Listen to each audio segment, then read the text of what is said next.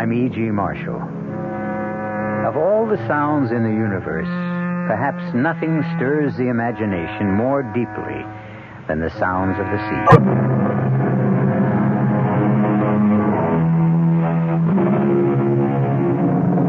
Come in. Welcome. I'm E.G. Marshall. Of all the sounds in the universe, perhaps nothing stirs the imagination more deeply than the sounds of the sea.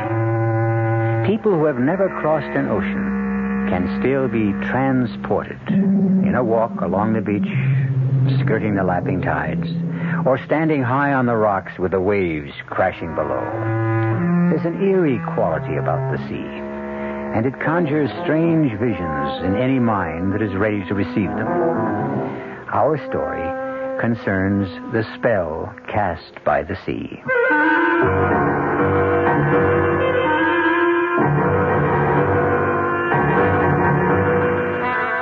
Our mystery drama, What Happened to Mrs. Forbush, was written especially for the Mystery Theater by Elizabeth Pennell and stars Patricia Wheel and Gordon Gould. It is sponsored in part by Buick Motor Division and Anheuser-Busch Incorporated, Brewers of Budweiser. I'll be back shortly with Act One. Excuse me, madam. Oh, I'm in an awful hurry. I just wonder if you could answer a simple question for me. So do I. The question is this. What happens this time of year? Oh, that's easy. The kids get home from camp. Goodbye. Nope. What do you mean, nope? Nope. I mean, I should know when my kids get home from camp. Well, the answer I had in mind was a tad more general in scope. Well, I gave my answer. Let's hear yours. You know, I'm glad you asked. Are you? You see, what happens this time of year is that Buick dealers are giving particularly great deals on all their 74 Buicks. For a family woman such as yourself, I think a neat little Apollo would be just the ticket. It's small, economical, but surprisingly roomy. And it's a Buick, so it's really quite elegant. You don't say. Uh-huh. Now, isn't that good news? Yes. I mean, that you can get such a nifty deal on such a nifty small car. To be sure it is, yes. To be sure. By the way, where do your kids go to camp? Guam. It's a small island in the South Pacific. Guam.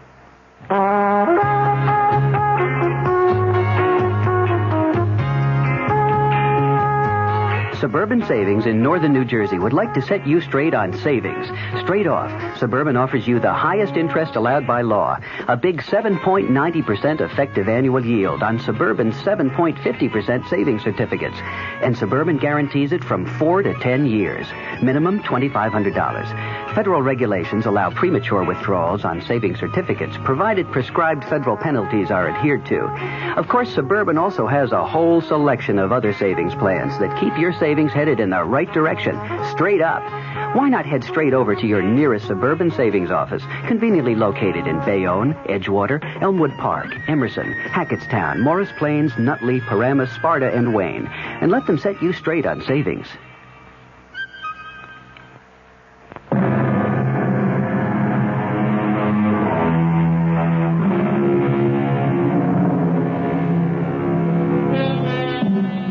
This story takes place at Captain's Cove on the shores of New England.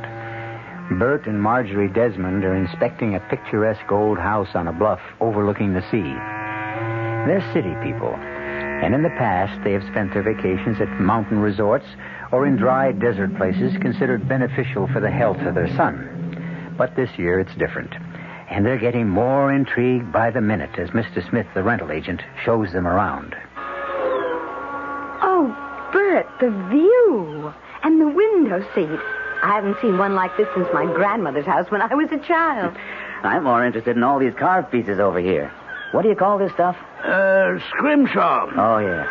The things sailors made when they had time on their hands. Old Captain had quite a collection. Most of it's over to the museum. What can you tell me about this ship model? A schooner, isn't it? Yeah, that'd be Captain Forbush's ship, Desdemona. Sank, with all hands aboard. Oh, Mr. Smith, is that an island I see way out there? Nope, that's Dead Man's Rock. Oh, what a gruesome name. Was it the scene of a shipwreck? I understand some fella got murdered on that rock. Don't rightly know the circumstances. But there is an island further on out, known as Hiram's Hideaway. Said to be the place old Captain Forbush took himself off to when he wanted to get away from his wife. Good fishing. I'll have to look into that. Bert, are you sure we really want to take this house? Let's see the rest of it. There's a fine old staircase. Beautiful railing. I don't think it's been dusted in years. This house has been closed up most of the time. That's why it's such a bargain. Is there anything wrong with it? Nope. Tight as a drum. And a real historic monument. Now, you take this room. Oh, it's wonderful. I've never slept in a four-poster bed. Oh, boy. It's a big one, too. And this door leads to a veranda. Oh, my. This porch goes all the way around the house. It always does in a captain's place of residence. A trademark, you might say. Well, sure. This is what you call a widow's walk. No doubt Miss Forbush did her share of pacing when the captain was away. Well, no pacing for me, thank you. My husband has a desk job. What do you think, Bert? About the house? Yes. In a strange way, I've fallen in love with it. But I'm wondering... Wonder no more. We're going right into that room I already call my study and sign a lease for the summer.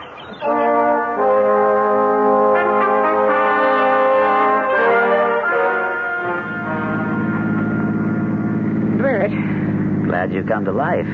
You haven't said a word since we left the cove. I thought you were asleep. No. I've been thinking and worrying. Worrying? About Robbie. Robbie? I can hardly wait to get his reaction when he sees where he's going to spend the summer. Bert, maybe we've made a mistake. Oh, you're kidding. No. That long, deserted beach and those rocks, it's a dangerous place for a boy. You'll have a ball. But it's not like any place we've ever stayed before. Have you forgotten how much of Robbie's life he's had to spend in bed? I haven't forgotten. But that's all over. The doctor said so. He said it was time Robbie started doing the things boys his age like to do. Not dangerous things. Bert, we're going to spend 3 months by the ocean. You bet we are. And the sea air will be good for all of us. Only, Bert, Robbie's never learned to swim.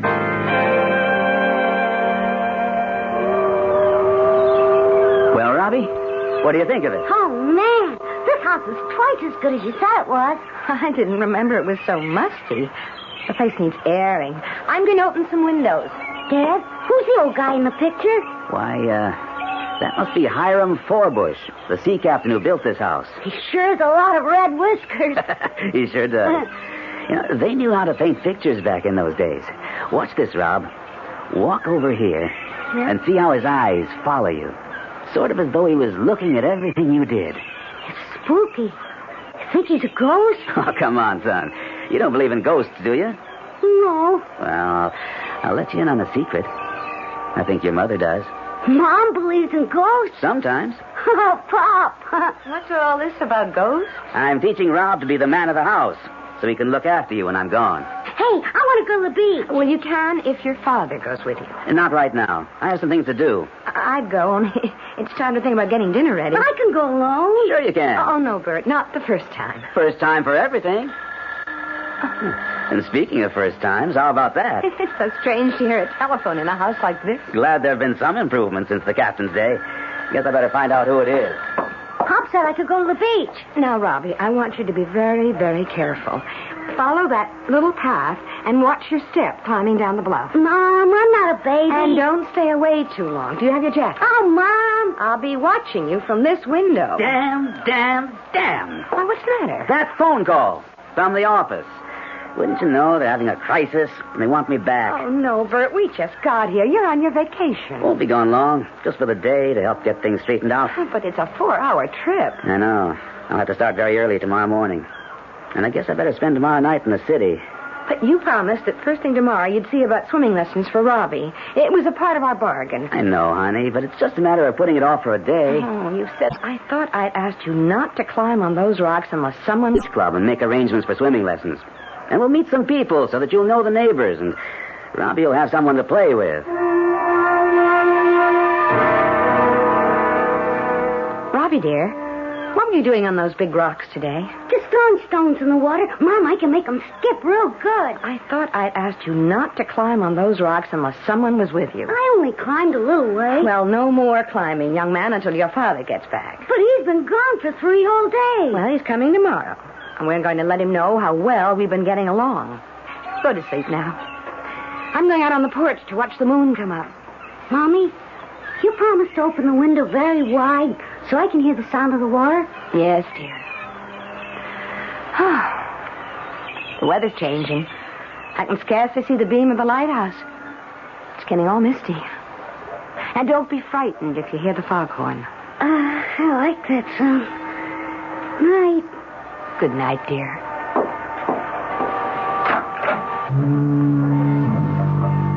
Good evening. Is someone there? I always stroll the veranda on a foggy evening. Well, there is someone. Who are you? I am Lavinia Forbush, and I presume you are the lady who is staying in my house? Why, I guess it was your house. Only I'm staying here now. My name is Marjorie Desmond. Didn't they tell you, Mrs. Desmond, that I never left this house? It belongs to me. Belongs to you, Mrs. Forbush. Now it belongs to a man who lives in Boston. Ah, he thinks he owns it. No one will ever take my place in this house. Come, let's walk this way. Ah, the fog is creeping over Dead Man's Rock. Just the way it was that night. No, I'm getting rather cold. I think I'll go inside. Poor soul, you need a fine shawl like mine to keep you warm. It looks like a lovely old paisley. Won't you come inside where it's warm? We could have a cup of tea. No, indeed, Mrs. Desmond. I only set foot in my house when it becomes necessary to get something I want. I'll stay right here where I always stay, keeping my vigil. But the fog is closing in. Really, Mrs. Forbush, I must go in. Oh, how thoughtless of me. The damp night air must have chilled you to the bone. Here, let me put my shawl around your shoulders. What about you? Oh, I no longer feel the cold as I once did. My, it is grand to have a woman to talk to once more. Mrs. Desmond, my captain was a bold and adventurous man. He brought me precious gems from India, from Persia, and from China. Oh, dear Mrs. Desmond, you must not make my mistake. You must take your most cherished possessions and leave my house. Oh, but I have no jewels, Mrs. Forbush. Oh, dear lady, you have the greatest jewel of all, a son. How old is your boy, Mrs. Desmond? Robbie's 9.5. Just the age of my Jason. A most dangerous age. I know. I worry about him. And well, you might. What happened to me is history. And history has a way of repeating. Really, I don't think I want to... You will listen to me. Please. My Jason, oh, he was a strapping lad who helped me with the chores around the house. And when Hiram's ship was in, the boy spent hours talking to the sailors, learning how to tie knots and carve those intricate things from bone and bits of wood. My Robbie would like that. And then one day, when Jason was 9 years old, his father came to me and said, I'm taking the boy on a journey. It is time he began to learn the ways of men. Why, Bert said something like... Too soon, I said, too soon. But my Hiram was a very determined man, and when he made up his mind, there was no stopping him. It's only a short journey, he told me. We are taking the Desdemona to the Caribbees, and Jason will go with me. I watched through the spyglass until the ship was far enough at sea to hoist the big sail which caught the wind. You do know what happened, don't you, Mrs. Desmond? Don't tell me any more. I must, if you would save your boy. Late that evening, the fog closed in the way it has now. And then began the long days and the lonely nights. Where is your son, Mrs. Desmond? Why, he's in bed, and I hope fast asleep. You hear that? Yes. Foghorn is a lonely sound. It's a lonely sound for women like you and me. when we've lost... Stop trying to frighten me. There's still plenty of time. For what? To take your son away from here. Take him away and guard him with your life. A foghorn is a lonely sound. And a ghost-ridden house by the sea is an unsettling place for a woman who is worried about her son. Perhaps in the light of day, when her husband returns, Marjorie will be able to shake her fears. On the other hand, suppose Mrs. Forbush is really trying to tell her something. We'll find out more shortly when I return with Act 2. There's nothing wrong with drinking Budweiser sip by sip, is there? Well, the brewers of Budweiser think there's a better way. Sipping's fine if you're drinking wine. But Bud is the king of beers, a hearty drink. Look, rinse a 10 or 12-ounce glass with cold water. Then open a can or bottle of Bud and pour it right down the middle so it kicks up a good head of foam. Now, take a big drink and then swallow big. No sips. That's how it should be done. More taste, more beer drinking enjoyment. Thanks to exclusive Beechwood aging, Budweiser has a smoothness that lets it go down especially easy. Sure, it's an expensive way to brew beer, but brewing beer right does make a difference. That's why, when you say Budweiser, you've said it all. Anheuser-Busch, St. Louis.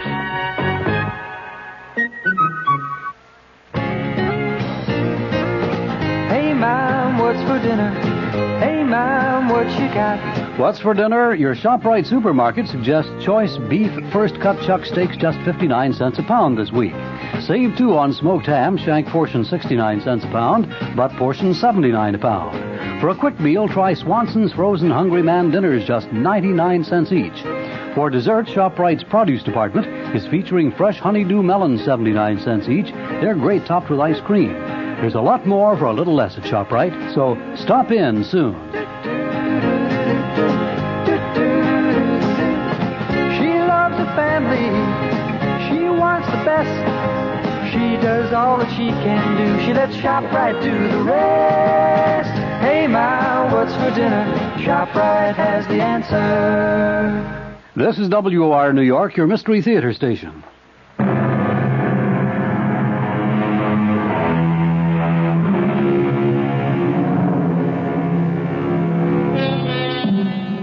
If you're afraid of what the future has in store, perhaps you look to the past for guidance. But Marjorie Desmond has had a strange encounter with the past, which only bolsters the fears she already has for her son. Is it possible that a ghostly presence from a former time can prevent or promote an impending disaster? Marjorie's husband has returned from his business trip, and we'll soon find out how he feels about what's going on. Bert, it's so good to have you back. Way longer than I expected. But I've only been gone a few days. Same old thing. You should be used to it by now. But this time it was different. I mean, this place... Well, now, tell me what you and Robbie have been up to. Bert, I want to show you something. Hey, where did you get that paisley shawl? I like it. So do I. It has such nice mellow colors. Where did you find it? In the old captain's sea chest? No. It was given to me. Well, that's a nice gift. Who's been around while I was gone? You're not going to believe this. Well, let me guess. It was given to you, only it wasn't really a present. You had to pay some enormous sum for it, and now you're afraid to tell me how much it cost. No, Bert. And I know you won't believe me. I won't believe you if you say Captain Forbush came to the door and said, "My dear Mrs. Desmond, please let me in. I've returned from a long and tiresome journey, and it would please me very much if you would cook up some bacon and eggs." No, Bert. It wasn't Captain Forbush. I'm happy to hear that. It was Mrs. Forbush. What? You're going to laugh. I know you won't understand, and I didn't either, only it happened. For heaven's sake, Marge, what happened? It was a foggy night. You sure? Spooks always come out on foggy nights. Now tell me, where did you really get that shawl? I got it from Mrs. Forbush. Let's not play games. I'm tired. She was there, She Bert. was where? On the widow's Oh, hall. cut it out. I talked to her, and she told me what happened to her husband. Sure. Mr. Smith told us that. The captain was lost at sea. But Jason... Who in heck is Jason? Their son. Marge, would you please talk sense? Now, where did you get that shawl? I told you from Mrs. Forbush last night when we had a long talk. Now, I've heard everything. Okay, it's a joke. And I do think it's pretty funny. We're living in a haunted house, so let's enjoy it. If you don't want to tell me where you found that thing, okay. I'll play your game. At least until tomorrow. Don't you want to hear what she had to say? I don't want to hear any more of this crazy story. Come to bed. And tomorrow we'll have a great big laugh over this whole thing. And maybe you'll remember where you really found that shawl.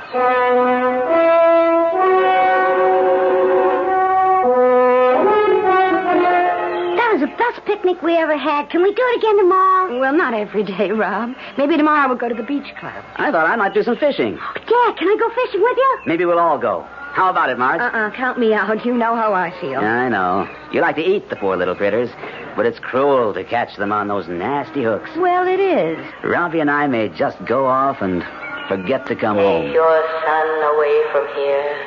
Take him away and guard him with your life. Well, honey, what's the matter? You look as if you'd seen a... It's nothing, Bert, nothing. I just have to be alone for a minute. Hey, Dad, what are all these things over here on the shelf? That's called scrimshaw, Rob. Scrim? These are things that were made by sailors a long time ago. When they were on those sailing ships and the sea was calm, they didn't have much to do. So they carved pieces of bone or wood and painted shells. I'll bet I could do that. You'd have to learn how to use a knife. Would you teach me, Dad? It's bedtime, young man. Up the stairs. If I was on a boat, I wouldn't be going up any old stairs. I suppose you'd be climbing the ropes. Or walking in the gangplank. No, I asked that fisherman today where he slept, and he said down below. Unless you want to sleep in the cellar, the direction is up. Get going. Aye, Captain. Nice day today, Marge. And I don't know when I've seen Robbie so happy. Oh, he's certainly having a good time. And tomorrow when we go to the beach club, we can make arrangements to have him start taking swimming lessons. I'm not sure they have regular classes. Then we'll get him a private instructor. Marjorie, I am perfectly capable of teaching him myself. I won a medal in college, remember? Well, of course you're a good swimmer, Bert. And I thought... Oh, I suppose if Robbie had been well, you would have taught him long ago. But don't you think he'd learn more quickly now if an outside... Hey, there's nothing wrong with his old man, is there, Marge? I have to finish up the dishes. Let's talk about it when I'm through.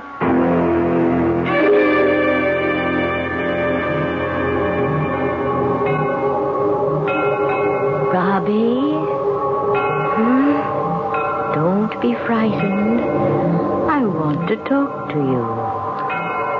Such a mom? No, I'm the lady who lives here. My name is Mrs. Forbush. Say, do you know the man with the red whiskers? He is my husband. Maybe you could tell me about that boat on the shelf downstairs and all those other things. That ship was one of the proudest vessels to sail the seven seas, and Captain Forbush himself made that model. You think it would sink if I tried to sail it? Oh, you must never, never try. Oh, my dad won't let me even touch that boat with the sails. But I can play with the other things. You know, the bones and the shells. I know. And I brought you one that was a favorite of my son. He was just about your age. Now, do you have a candle I can light? There is one over there in the bureau, but I could just turn on this light. No need to waste electricity. I never had it in this house. That doesn't look like a match to me. A tinder box. Best thing in the world for striking a light. There. Now, Robbie, what do you think of this? Wow. What a big shell. This is for you, Robbie. To keep for Jason while he is away. Where's he gone? I'm hoping you will help me find him.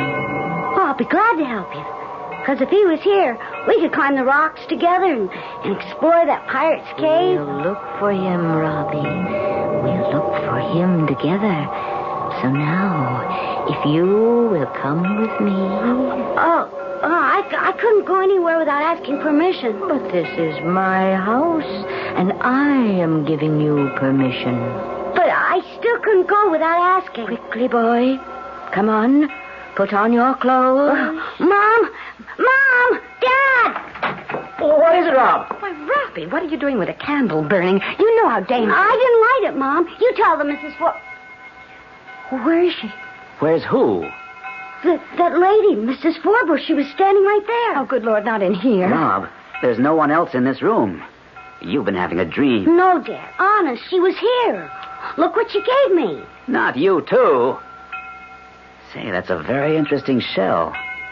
So where did you find it? Dad, I didn't find it. Mrs. Forbush said it belonged to her son and I could borrow it until he comes back. That's a likely story. You can make up a better one than that. But that's exactly what she said.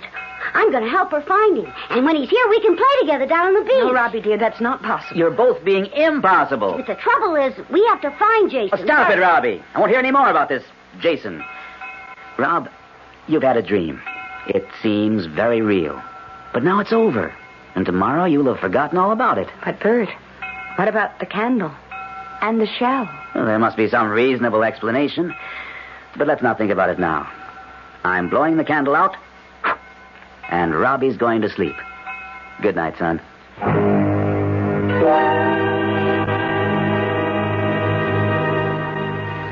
You've been playing a joke on me, and I'll admit it's been a good one. You were very clever to get Robbie to go along with you. And I must say, he played his part well. But I can think of better games for a boy his age. This was no game, Bert. You didn't coach him to put on that act? Of course I didn't. Well, if it was a nightmare and he dreamed all those things about Mrs. Forbush and her mythical son, it was only because you filled his imagination full of stories. I have never mentioned either Mrs. Forbush or Jason to Robbie. Then there's a book about them somewhere around the house. Well, if there is, I haven't seen it. You must have had one of those imaginary conversations out loud, the way you do sometimes. And Robbie overheard you and you thought he was asleep. Oh, Bert, I don't do that anymore, and I don't see how he could possibly have been listening the night I talked to Mrs. Forbush. Marge, there is no Mrs. Forbush. How would you know? You weren't here. Honey, we're taking this whole thing too seriously. Mrs. Forbush lived nearly 200 years ago, so she can't be hanging around here now. I suppose you're right. That's my girl. Give us a smile. Well, I'm trying. Now repeat after me. No more conversations with Mrs. Forbush. No more conversations with Lavinia Forbush. Where'd you get that kooky first name? Well, she told me. Okay. No more conversations with Lavinia Forbush. And what will we tell Robbie?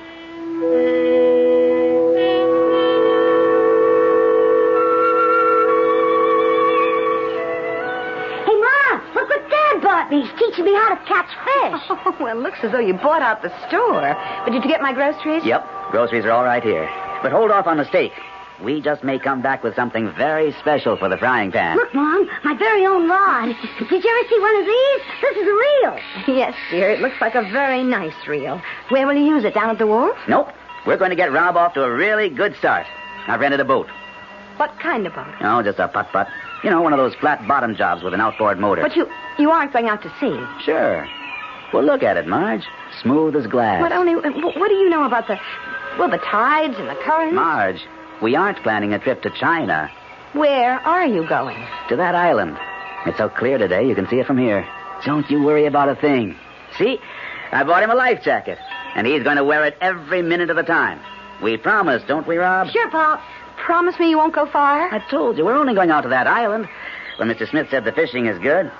What did he say the island's called? Hiram's Hideaway. Oh, yeah. Sorry I asked. Have a good time. If you stand on the porch with the binoculars, you can watch us most of the way.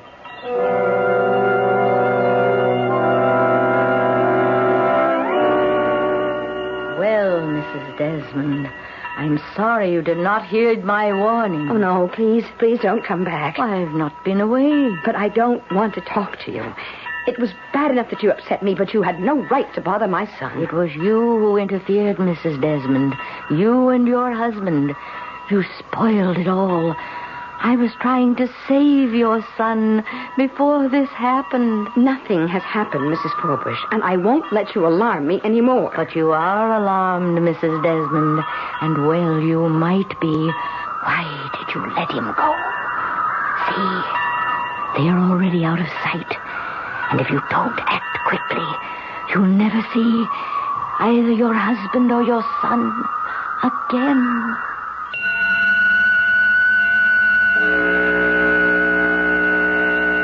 This time it seems more likely that the predictions of the ghostly Mrs. Forbush may come true. Marjorie is a worrier, but after all, Bert is not a seasoned sailor, and Robbie can't swim. No, they're not setting off for China, but they are tempting fate. And it's too late to turn back now.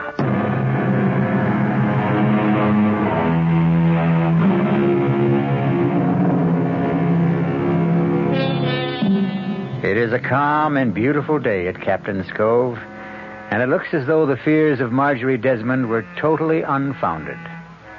Father and son have explored the island. A whole new world has opened up for a boy who has been housebound much of his life. And Bert is savoring the joys of feeling a new closeness to his son. It is late afternoon, and they are heading back reluctantly to the mainland.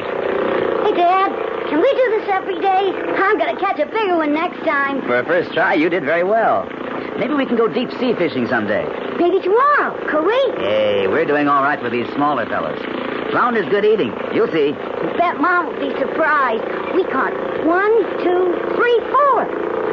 Hey, Dad, remember what you promised about that rock? Oh, it's late, Rob. I think we better not. But you promised, Dad. Honest, it'll only take a minute. Well, I'm not sure I can get right up to the rock. The water's starting to get a bit choppy. Where was it you saw that piece of driftwood you wanted? Up there, see? Looks just like a couple of deer's horns. Otherwise known as antlers. Only I'm going to turn it into whatever that other word is. Scrim, you know. Hey, stop the boat, Dad. It's right up there. I can't just stop the boat, Rob. There's no place to anchor. I could almost reach it if I stood on the sea. Get down, young man. Now, what did I tell you? There's a tricky tide around here. You'll come back some other time. Oh, but Dad, that piece of wood will be gone. Sometimes the waves go all over those rocks. I'll never find a piece like that one. Oh. I'll try again. It's calmer over on this side. Slow down some more, Dad. But there's no way to come in. Like that flat place on the rock. You slow way down, and then I'll jump off and get it. Is your life jacket on tight? Sure, Dad. Okay, then. Be very, very careful. I'll idle the motor while you jump off. Grab your piece of driftwood and jump right back. Here I go. Uh-oh. The motor's died, and the boat's drifting. You stay right there, Rob, while I get it started.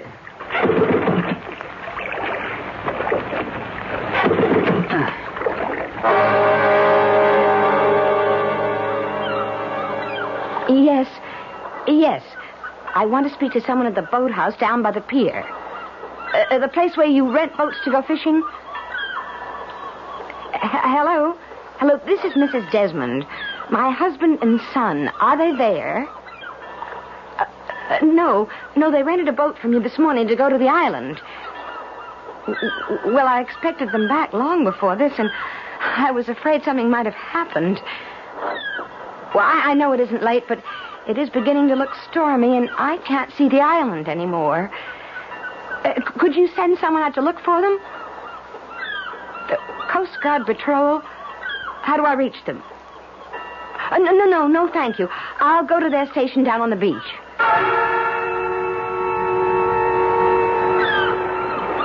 No use going to the Coast Guard station, Mrs. Desmond. They've taken the cutter and gone in the other direction. But Bert and Rob, I'm afraid they're in trouble. They are in trouble, Mrs. Desmond. Out by Dead Man's Rock. Then we must send someone after them. No one to send, unless we do it ourselves. How can we? I've done it before, and if the two of us pull together... What are you talking about? The rowboat over there. Can you handle an oar? Well, once I knew how to row, I'm not sure that I... Hurry, Mrs. Desmond. Before the storm sets in, climb aboard. Oh, what an old boatway. It's half full of water. No time to be choosy. You fit this oar in the lock while I shove off with the other one. There's a hole in the bottom of this boat, Mrs. Forbush. This is madness. We'll never make it. Pull, Mrs. Desmond. Pull. The sea is getting rough. Aye. A storm is brewing. We must turn back. Too late, Mrs. Desmond. Too late. We must fulfill our mission. That rock seems further and further away. Oh, Mrs. Desmond. Oh, you're all.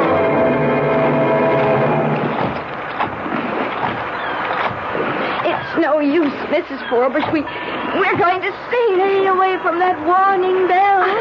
The boat is sinking, Mrs. Forbush. It's going straight to the bottom. We'll have to swim for it. Swim for the boy. Save yourself, Mrs. Desmond. I don't know how to swim. I've got hold of it. Mrs. Forbush! Mrs. Forbush! Help! Help!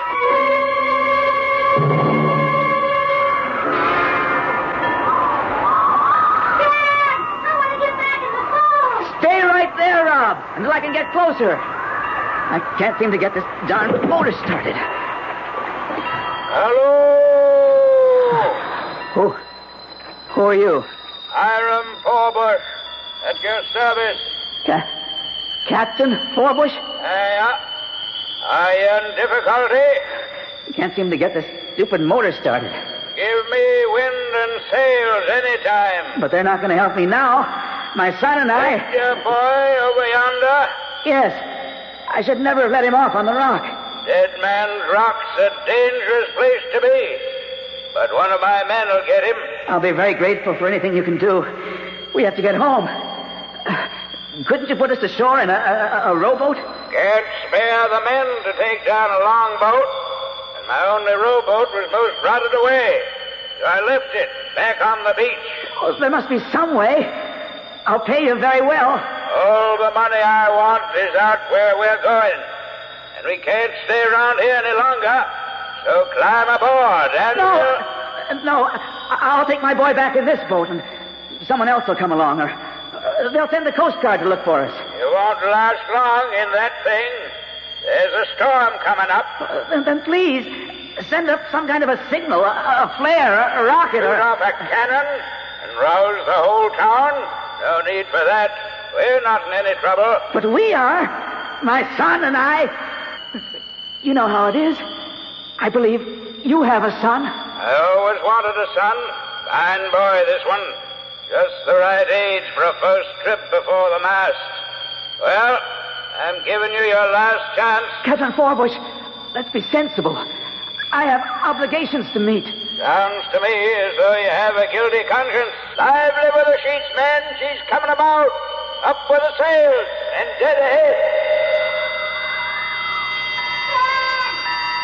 Your boat's drifting away. Oh, come around to the side, Rob, and jump. I'm scared. Jump, Rob, jump. That's it, Rob. Hey, dog paddle. The jacket will hold you up. Here, son. Grab my fishing pole. I got it. Good boy. Hang on. That's it. Now, get hold of the side of the boat. Yeah. Dad, I lost my stick. Oh, forget it. Easy now. I've got you. Are you all right? Okay, Dad. Boy. Did you see what I was doing? I was swimming. Not quite. Here, Rob. Here's some of these rags to dry off. I'm going to try this motor one more time. Wow, you made it. Everything's going to be all right. Hey, Dad, think sometime we could get a sailboat? I'd rather not think about this just now, Robbie. We've had a close call. Well, then maybe we could sail off. Robbie, no more. We're lucky. Dad, I hear someone calling. Well, let's not let our imagination get... Over there, Dad. By that thing standing up in the water. Good Lord. There's someone clinging to the buoy.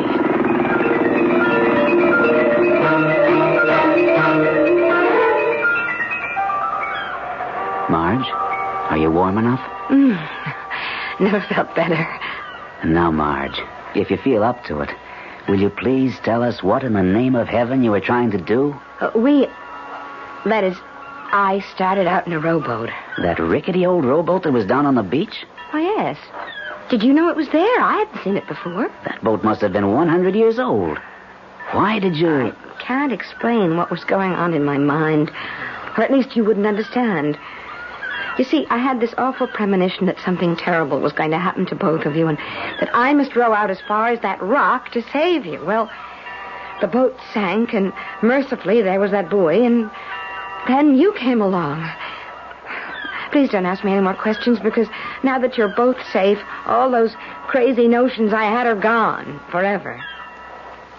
But something did happen, didn't it, Bert? Something happened, all right. We were starting back when the motor conked out. And you won't believe this, Marge, but suddenly everything was deathly still. And out of nowhere came this big old ship, like the one in the model over there.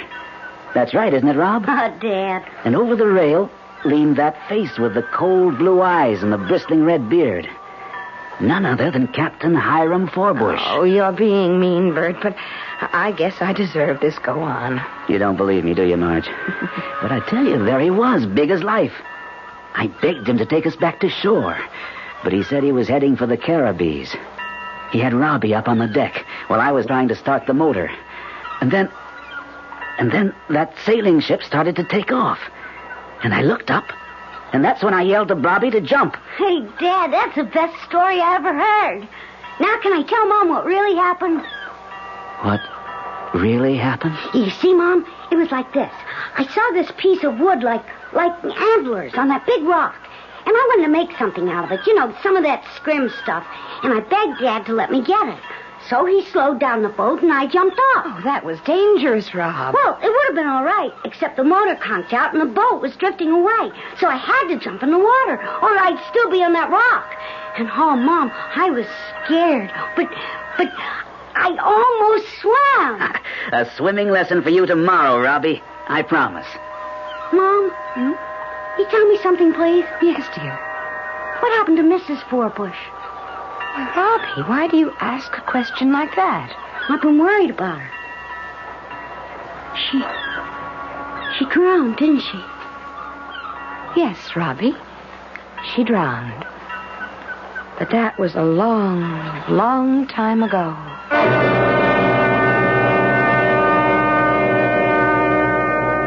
What happened to Mrs. Forbush was not as important as what happened to the Desmonds. A possessive mother learned she must loosen the bonds with which she held her only child, or live in an ever-present nightmare of fear. And a self-centered father discovered that if he neglected his wife and son, he ran the risk of losing them. Such lessons are learned and sometimes forgotten in strange and frightening ways.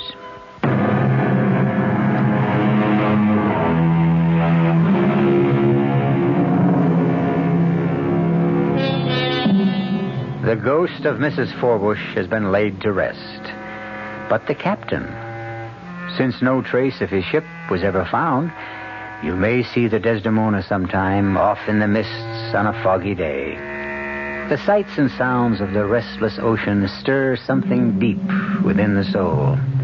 There are countless tales to be told of the sea. We'll look for some, to bring them along with other probings into those things which touch the dark and mysterious recesses of the human mind. Our cast included Patricia Wheel, Gordon Gould, Billie Lou Watt, Mary Jane Higby, and Guy Sorel.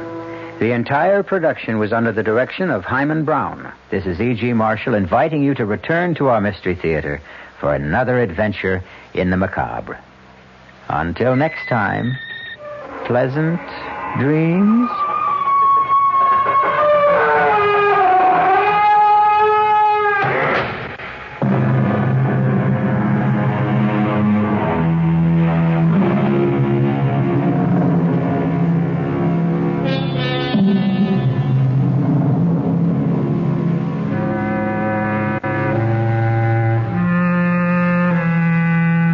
WR Mr.